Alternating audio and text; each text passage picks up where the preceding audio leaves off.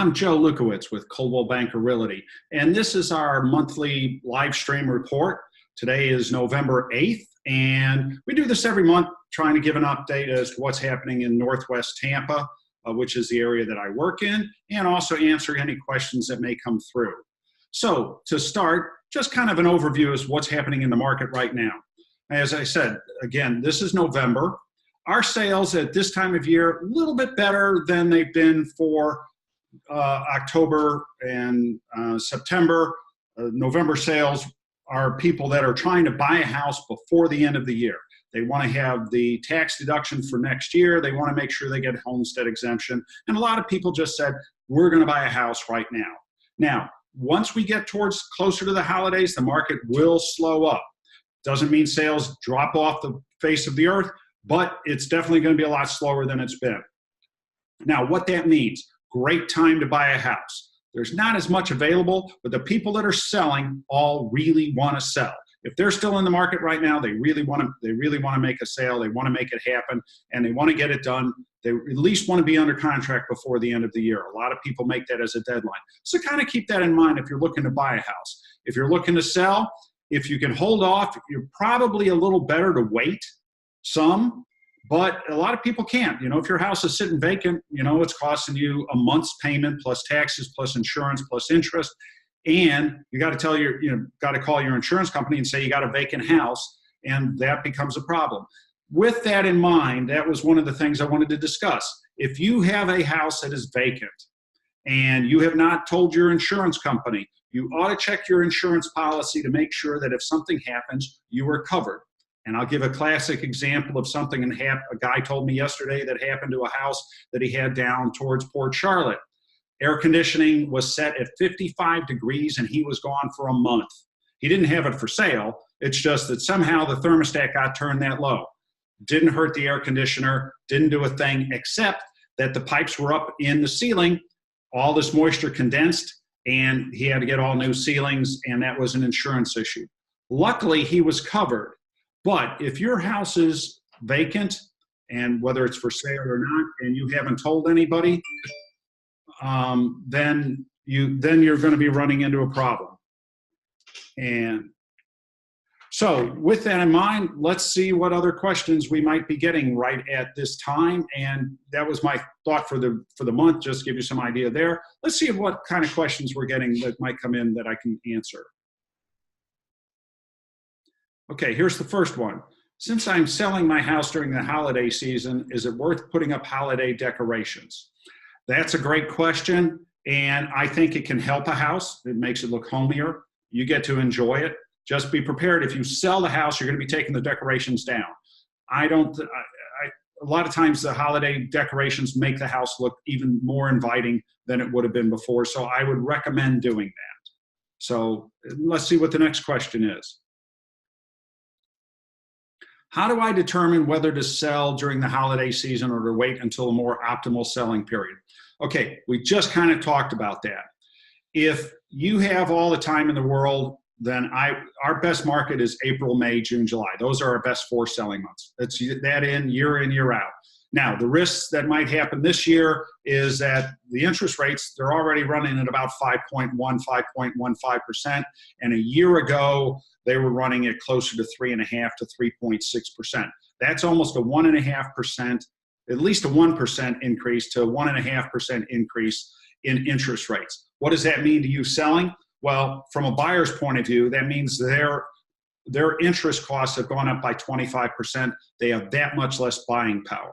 Now, does that mean your house is going to drop by 25% in value? No, but it's definitely going to affect your value. But, so that would be the problem with waiting. Selling it right now, the market is a little bit off, okay? The market is slower. November is pretty good, but you're competing with a lot of people, like I said, who want to get the sale done before the end of the year. The buyers want to get it done, but you're also competing with sellers that want to make it happen before the end of the year. So prices generally are not as high. And here's what I mean by that.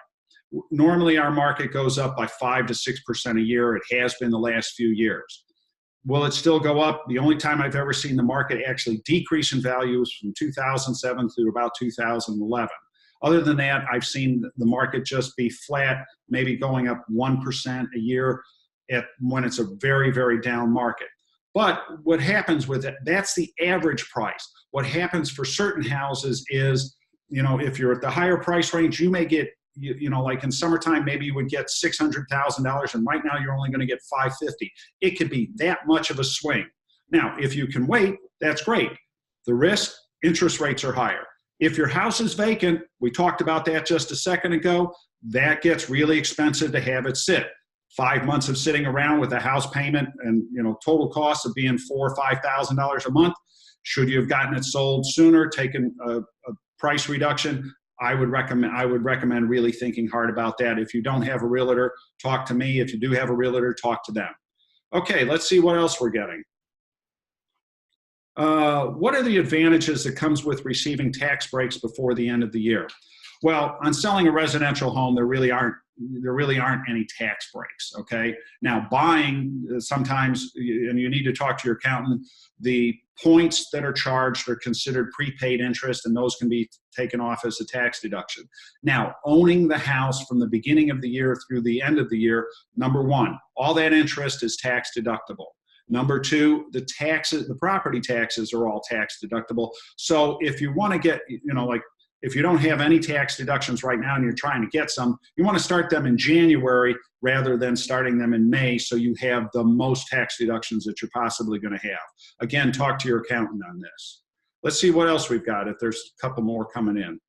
Oh, from a guest to everyone. How many homes should a first-time home buyer look at before making an offer? Again, great question, and there is no solid answer.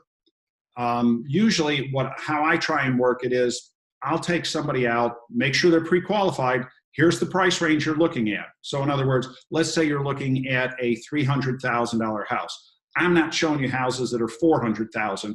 So I want to make sure everything's in your price range. I might have a $25,000 range, and that's about it. Okay, what's the area? If you already know the area, we're great. If we don't, then it's going to take us a little bit longer. But let's assume that you know the area you want to be in, you kind of have some idea of the style of home, and you've got a budget that you've got in mind.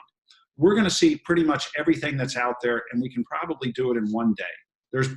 In our market right now, if there's 10 homes available, I'll be surprised. I'm asking you to pick your number one pick and then forget about every other one that you've seen, because at the end of the day, you won't remember enough about them. Then we go back, add a few more the next day, go back and see the ones that you really like, the one or two. You start locking it in. So basically, I think you should be done looking for a house in about 2 to 3 days. If you start looking at 20 or 30 or 40 homes, they all get confusing, and you're probably not going to be any better off than if you looked at, say, 10 to 12. But I do think you're going to probably, if it's your first time you've ever bought a place, you're probably going to look at 10 to 12 homes, something like that. Let's see if there's another question coming up. Okay, what are the best ways to research the current market prior to contacting an agent? Okay, good way to go on is realtor.com. A lot of people go on Zillow.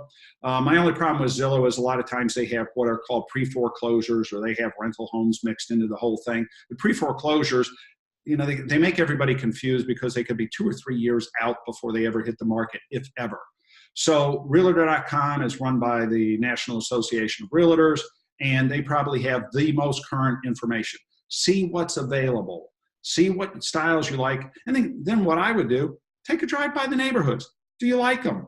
I mean, if a house looks great and you drive in the neighborhood and you go, God, this looks terrible, you don't want to look at it. Do the driving around first. But you have to go inside and see these places, because the pictures can be very deceiving, either on the good side or the bad side. A house that sometimes looks great, you get there and you go, this is not right. I don't like what's next door. Sometimes you go, this house looks terrible, and you get there and you go, wow, that agent took lousy pictures. And trust me, I've seen a lot of lousy pictures. So you really want to go see inside the house. Let's see if there's another question coming up. Okay, how is the seller's competition during the holidays? Does it favor either buyers or sellers? Well, we kind of talked about that a little bit before. So I would say that it could be probably more of a little bit of a buyer's time. okay? But there's less available, and right now we don't have that much inventory. If a house is priced right, it's going to move, and the people want to buy, and everybody wants to get in before the end of the year. So just kind of keep that in mind. So I got time for about maybe 2 more questions. Let's see what else we got. Should I hire a professional photographer, videographer for my online listings? Yeah, hire a realtor who can help you with that. And then I pay for all the, anybody who's ever seen my brochures or any of my videos, we pay for all of that up front. We know the right people to hire. Yes, it all should be done professionally. If you've ever seen some of these houses where somebody shot them with an iPhone and they're actually paying an agent to sell their property, and they're giving them any money, and they're shooting it with an iPhone, and they're dark and they're gloomy and they haven't done anything, and they write up as no good, you're paying them too much. And that's my honest opinion there. Hire the best people. You know, if you're looking at my site right now, if you've done any of the things, I don't care whether you hire me, but I think you need to really look at, you know, am I getting the bang for my buck? Am I getting what I'm paying for? So again, this has been our live stream report. I appreciate everybody writing a question in. If you have anything, feel free to go to my website. And my name is Joe Lewkowicz. And remember that no one works harder to sell your home